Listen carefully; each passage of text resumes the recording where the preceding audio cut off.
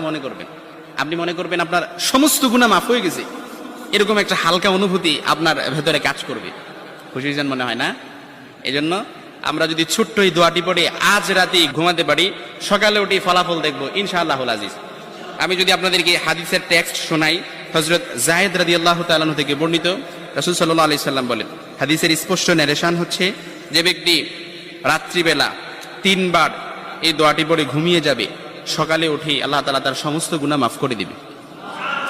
সুবহানাল্লাহ বাড়িতে যায় বললেন। এই জন্য আজ রাতেই যদি এই দোয়াটি পড়ে ঘুমাতে পারেন, সকালে উঠে ফলাফল দেখবেন ইনশাআল্লাহুল আজিজ। দোয়াটি আমরা সবাই পারি, তবে আপনাদের মনোযোগ আকর্ষণ, আপনারা একটু আমার দিক অ্যাটাচমেন্ট বাড়ান। আমি আপনাদেরকে বলতেছি, সবাই পারি, আমার সাথে একটু ঠোঁট মিলাবেন।